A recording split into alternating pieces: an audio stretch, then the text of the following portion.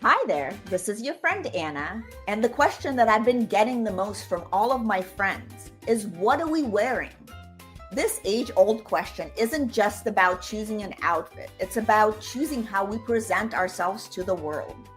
I created the I Want Her Shoes podcast to dive deep into what it means to dress with intention, whether you're heading to a council meeting or just having a casual day out with your family.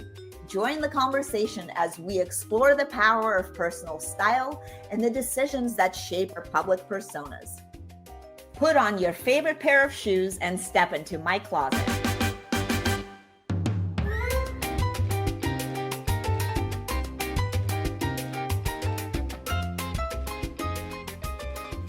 All right, welcome back to the I Want Her Shoes podcast, where we explore ambition, reinventions, resilience, and the women building lives and businesses on their own terms. I'm your host, Anna Annison, and today's conversation is about something every entrepreneur and honestly every woman has experienced at some point, is starting over, right?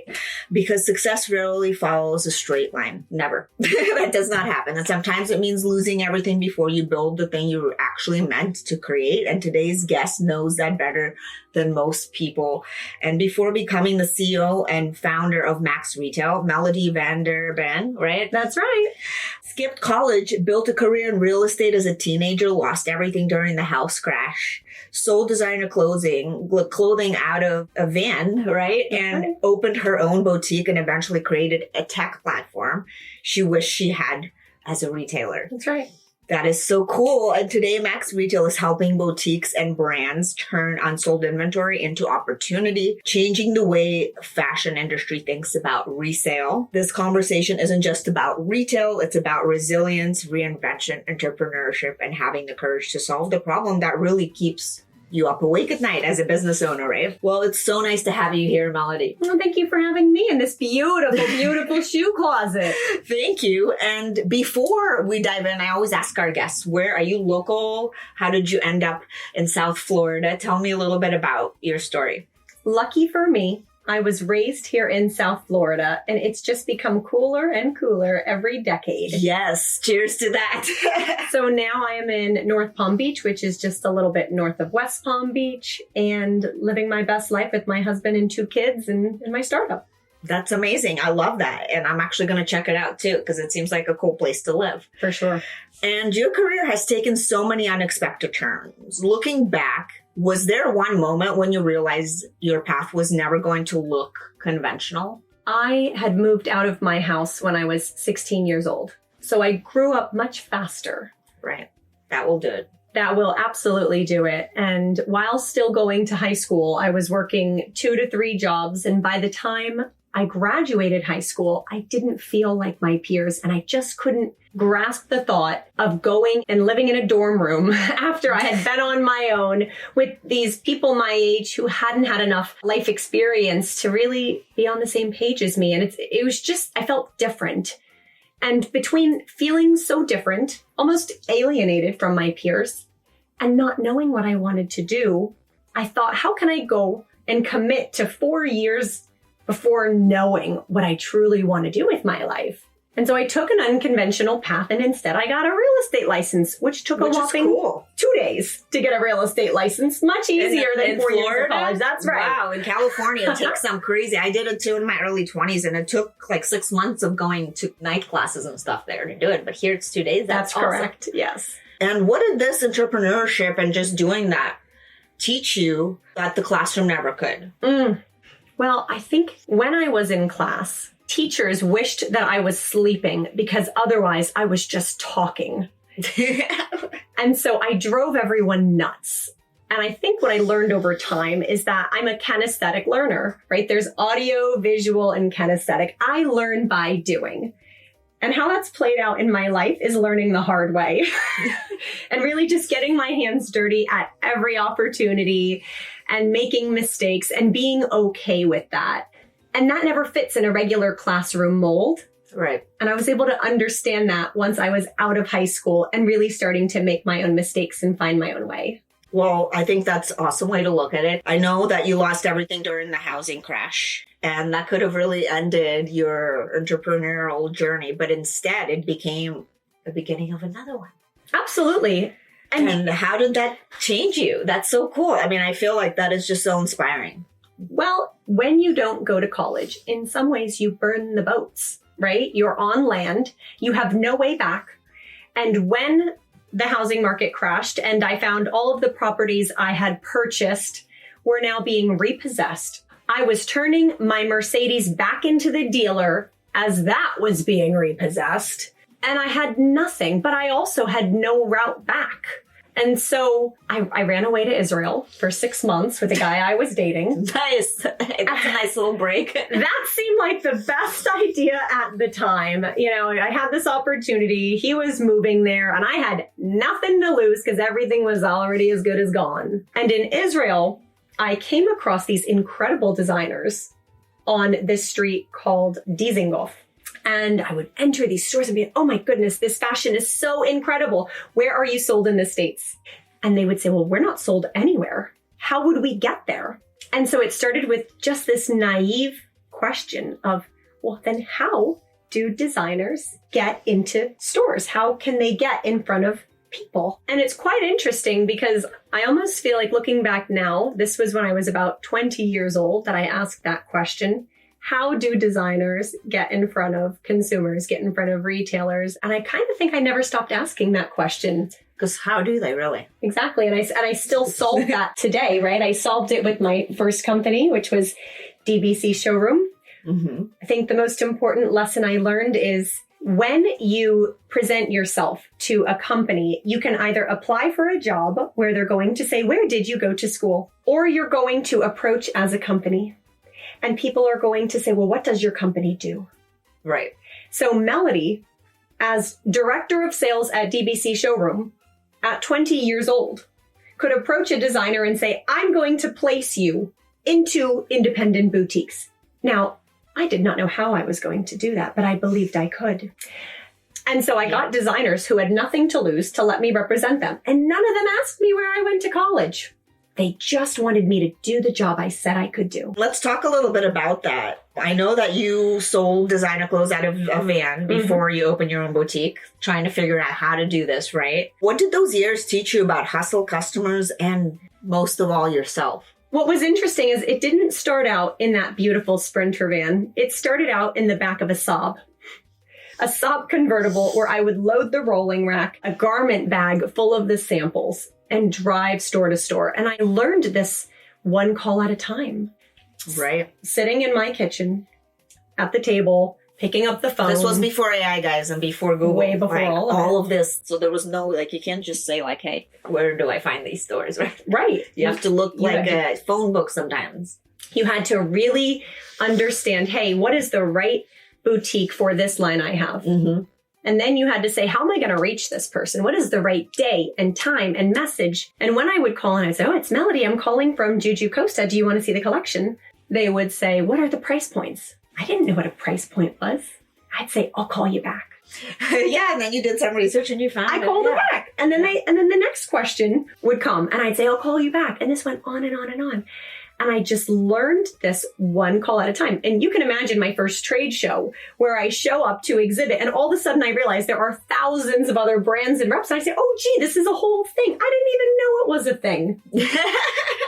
And can I tell you? Because it wasn't as easy to find out back then. No. And even now, when I see women and they're coming to a trade show for the first time and they're saying, I'm opening my store and I'm so excited. The truth is we all figured out the hard way.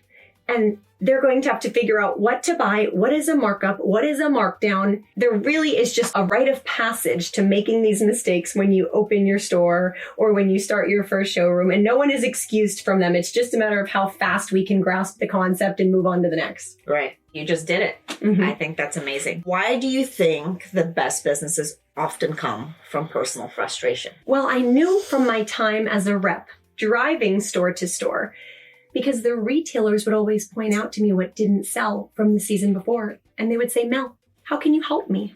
The brands didn't want to take back merchandise, but if I didn't find some way to get this inventory out of the store, they wouldn't write from me again, or they would write a smaller order.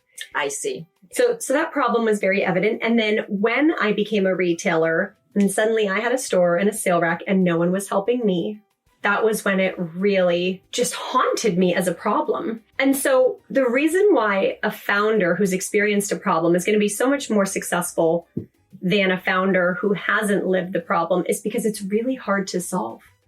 And you have to be so committed to saying, I will figure this out because it is not optional. Every single retailer would come to my mind who had this problem, as well as myself. And it did take 6 years to figure out how we were going to solve the problem. My co-founder Morgan and I, we began this business in the back room of our boutique in 2016. That's awesome. And from there, It takes a while. we tried this and we tried that and we tried this and we tried that. We had our 2 children. I had 2, she had 1. So 3 children between us. We opened another boutique. We had COVID. And so we just had all these different things coming at us. And yet we never gave up. We never stopped trying because we knew the problem was so real. And finally, in 2022 is when we cracked it.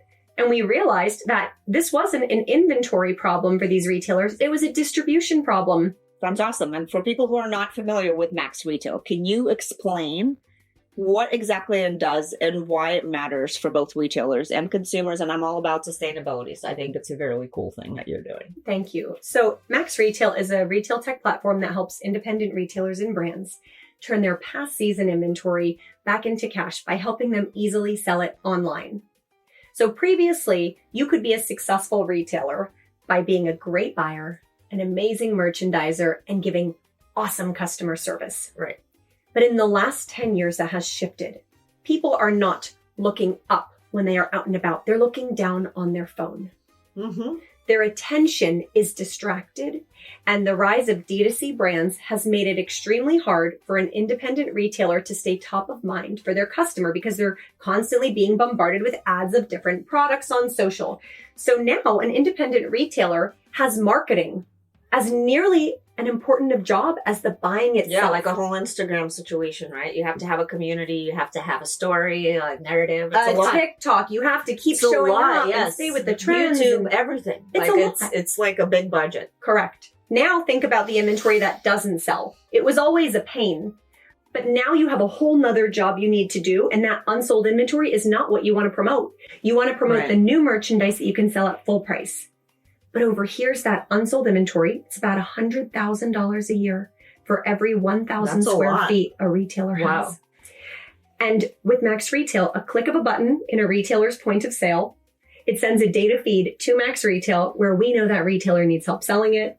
We're That's going so to, cool. we're going to cleanse the data, enhance it, and create listings so that we can sell their inventory successfully online. We have our own channel. It's snaggedandbagged.com. It's absolutely amazing. I like to describe it as a Revolve and Nordstrom Rack baby, right? Like if those two came together, I love that's that. what Sounds Snagged like and Bagged would my look like. best friend baby. You know, I love Exactly. that. That sounds great because I love both of those places, you know. But we also partner with Poshmark, with eBay, with Shop Simon. And so there's a lot of other sites that we partner with because we know that there's different audiences for different products. Exactly. And I think, I mean, again, that was my next question to you is about sustainability and where are we going with resale.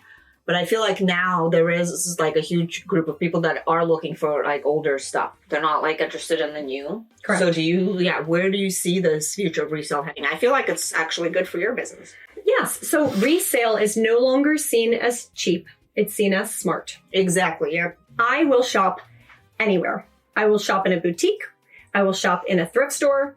I mean, if it's got an open door, I'm going in. Yes. Cheers to that. So when we look at the next generation and how they shop, they love resale and brands need to lean in. Where we shouldn't be burning their inventory. Absolutely That's crazy. not. I mean, Absolutely not. And especially, one of the things that I always think about is unsold inventory in stores is the most susceptible to ending up as waste because it has never even had the chance to be worn, to be loved. And yet, let's say there's a Hoka shoe sitting in the back stock of a retailer in Kansas City, Missouri. And it's been sitting there for 4 years. Why? Because the retailer doesn't want to put that last size 41 on the main floor because then customers are going to ask for it. right. They're going to say, oh, do you have my size? It's really tough. But at the same time, there's someone online right now looking for that exact 41, Hoka 41 because it's their favorite running shoe and Hoka doesn't make it anymore. And when that retailer signs up for Max Retail, they will find it. They're going to find it. And then they're going to ship that merchandise to that consumer. Everybody wins. And then you get a cut of that. Precisely. Amazing. But that's easy. the win. It makes it easy, yeah. Our goal is to find a home for every piece of unsold inventory so that it can be utilized and loved. I think that's beautiful. What do you think is changing the fastest? I mean, I think it's more sustainable, like more vintage fashion is pop. You know, I feel like people are not buying as much new stuff. And I'm hoping fast fashion essentially will die down too, because I just hate it so much. I hate it too. Here's the issue. There is always going to be a large population that cares more about the trend and how fast they can stay on trend, be the first to market on the trend. These are the people who buy fast fashion. Like Zara's and Correct. Mango's and all those stuff, yeah. That's correct. And so that would take a huge mental shift for people to say, I want quality over quantity. Yeah, because you buy like 6 or 3 pairs of the same thing. That's correct. And so that's like a whole mental shift, right? And so where I believe consumers are today, and I disagree with a lot of the behaviors, and I'm not quite sure how we change it. Consumers, they want it now, and they want it at the best possible price. And so when we think about people's desire to purchase, they also want to return. Returns are really painful on brands. Most people have been trained now because of sites like Amazon that they can just buy it and return it if it doesn't work. But what they don't know is most companies are not restocking those returns. What else happens? Palletizing them, they're burning them, they're liquidating them. There's a lot of bad things that happen to the merchandise we return. It is not getting consumed again. And that's why I personally refuse to return stuff. I do not return it to your friend. Correct. Yeah. And you know what? That's what I do. I love that. So, you know, I do that too. If something doesn't work for me, I usually give it away. A friend or a family member. Precisely. It's too, I mean, like, I also feel the same way. Like, I feel like it's just a waste to return something. Unless it's, like, damaged or something, then I'll send it back. Right. So I would say, where is the world going? Unfortunately, in my purview of the world, consumers are impatient. They want everyone catering to them, and they want it now. And that puts pressure on everything from shipping. If you think about the amount that we spend on shipping and all of the fumes emissions and the emissions. Stuff. And so when we consume so much, so rapidly, we're hurting the world from a lot of different angles. We're hurting our local retailers because we're not driving down the street to shop in them. We're hurting brands because we're returning merchandise that cannot be consumed again. And we're hurting the earth because we're just sending too many packages everywhere. Right. So my ask is, in the way the world is going, do your part, get out there, shop local so that there is local to shop, right? Use your feet. Go out there, love on your small businesses. And to me, buy it and keep it. Be intentional. Guess what? If you drive to the local business and you try it on in the fitting room, you're not going to need to return it. Exactly, because you tried it. Now, I'm not against online shopping, as my company does that. Yeah. Does that. But you know what? I got to tell you, the way I look at this, I was in Europe a couple weeks ago and I bought this blouse from Fabienne Chapeau in a little boutique in London. I was like, this is such a great shirt. I'm going to see if it's available through my independent retailer so I can buy a couple more. So the way I did it was I bought in a boutique, but then I wanted more. Right. Because I was here in another country and I wanted to keep shopping it. Mm-hmm. Or let's say I pick up a pair of jeans somewhere and then it's the end of the season, but I really love them and I want to make sure I can get another pair in case the brand doesn't make them again. I'm going to go online. I'm going to try to buy the pair again so I can make sure I get it. So I do my online shopping based on what I know works. Like you said, you know your brand, you know your size, you love it. It's your favorite item. That's how I purchase online, but I don't impulse purchase online. I'm really going back to stock up on what I know and love so I don't miss out on it. What advice would you give someone who's afraid to start over? You got nothing to lose, right? Like, what are you afraid of? Who do you think is looking at you? And does their opinion matter? Well, I feel like it's sometimes also an ego thing too, right? Like it is. You gotta let it go. I think you're fighting yourself a lot of the time. I agree. And I think, let's say there's a jar in front of us. And in this jar, there's all these cookies. So I have a mom cookie in the jar.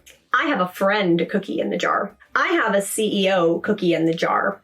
I have a karaoke queen cookie in the jar. Okay. I have a shell collecting cookie in the jar. And obviously I have a love of fashion and shopping cookie in the jar. Now, what happens here is, let's say one of these goes off tilt. I'm very happily married, but God forbid my wife cookie was taken out of the jar. That can shake you and your identity. Yeah. Right? Let's say my company didn't work out and we took my CEO cookie out of the jar. That could shake you. However, it's the moment you realize that you are not a cookie. You are the jar.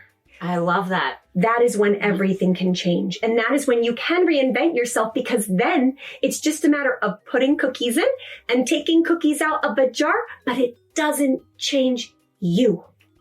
Love it. That's beautiful. Thank you for that advice. You spent so many years in retail. How has your personal style evolved? It's interesting because much like those shoes, I'm extremely loyal to brands that I have an emotional or a story with, right? I would say brands that I bought in my store, I still buy today. Brands that I repped I love that. 10, 15 years ago, I still buy today. So I am extremely loyal. Those things stay the same. But I would say over the years, my body has changed a lot. Yeah, and I definitely go through moods and eras. As a matter of fact, my 40th birthday is coming up next month, and I'm having a Melodie's Eras Tour birthday party. That's so cool. I love it. Yeah, and everyone's going to come as a different version of me because there have been so many. But I would say overall, my style is presentable but approachable. I'm always going to wear something that makes someone stop, I think that's awesome. but still feel like they can walk up to me. Yeah, it's not too much. So I would say these days, I'm really into mesh. I'm really into corset tops. I love really anything with a sweetheart neckline, anything plunging, because I have a very small chest these days. And so, plunging neckline I find to be very attractive. It's just this mood, and I'll just get on a kick, and then everything in my closet will kind of be on that kick. And then when I'm done with it, I'll give it all away and I'll find the next kick. I don't have a big closet. But you know what? I'm an equal opportunity shopper. My daughter and I will go to Goodwill, where we live up north. We go to World Thrift as well. And then I'll obviously shop on Snagged and Bagged and buy from our retailers. I was just in Texas last week and I shopped 8 stores, just door to door, walking in and out of 8 different stores, because I love the experience of a boutique so much. And every time I go in there, I'm inspired. 3 of the stores on that block were sellers on Max Retail. So I got to support them, live talk to them. That's so cool.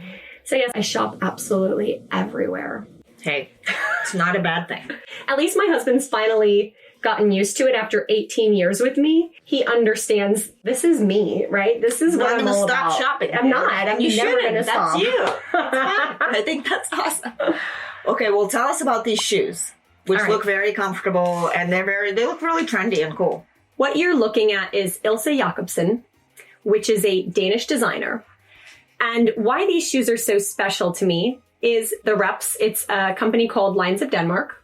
And when I was a rep myself, I was at a trade show in Chicago. My husband was with me, and he goes over to another booth, and these guys offer him a Pabst Blue Ribbon, right? This beer. And my husband's having a beer with these guys, and he says, Mel, you really got to meet these guys. They have some cool shoes. Well, they end up becoming friends. I had a boutique in South Florida, right?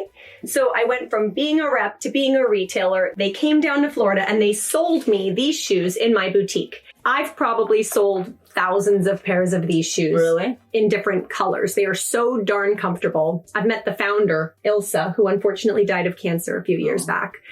Absolutely wonderful woman.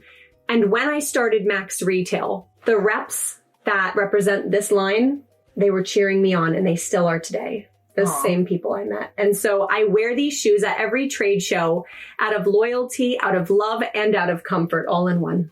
That's beautiful. Thank you so much for sharing that, Melodie. All right, well, let's get into edition of this or that. I love this. Startup or storefront? Startup.